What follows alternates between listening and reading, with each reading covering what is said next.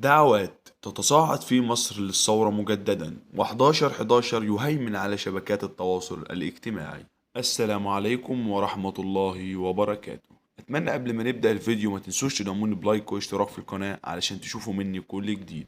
تصاعدت وتيرة الدعوات مجددا في مصر للثورة من أجل التغيير والإصلاح، وعادت دعوات النشطاء والمعارضين إلى دعوة المصريين من خلال شبكات التواصل الاجتماعي للنزول إلى الشوارع. وأطلق النشطاء حملة تدعو لتجديد الثورة في 11 من تشرين الثاني نوفمبر، وهي الحملة التي سرعان ما تصدرت شبكات التواصل الاجتماعي في مصر خلال الأيام الماضية. وشهدت الحملة تفاعلا واسعا على فيسبوك وتويتر وإنستغرام وغيرها، حيث تداول النشطاء دعوات النزول إلى الشارع من أجل الاحتجاج. وسرعان ما تصدرت اهتمام المصريين وأصبحت في صدرة الرسوم المستخدمة على تويتر وفيسبوك. وأطلق النشطاء المصريون الهاشتاج انزل 11/11 حرر بلدك، والذي سرعان ما أصبح على قائمة الأكثر تداولا في مصر خلال الأيام الماضية، مع تفاعل آلاف المصريين معه واستخدامه في الدعوة إلى تجديد الثورة التي يرى كثيرون أنها لم تكتمل بعد. وتتحدث بعض المصادر في مصر عن وجود خلافات حادة داخل النظام، وتحديدا بين الرئيس وقيادة الجيش، حول ضغوط تمارسها الحكومة من أجل بيع أصول مملوكة للجيش لصناديق استثمار خليجية. فيما يرى البعض أن هذه الخلافات قد تجعل الجيش يعود للوقوف على الحياد في حال نزول المصريين إلى الشارع مجددا، كما فعل في ثورة يناير 2011. وجاءت الدعوة للخروج إلى الشارع في 11 تشرين الثاني نوفمبر لتكون الاحتجاجات متزامنة مع مؤتمر المناخ، فيما أطلق النشطاء عدة رسوم مساندة لاقت جميعها تفاعلا ملموسا،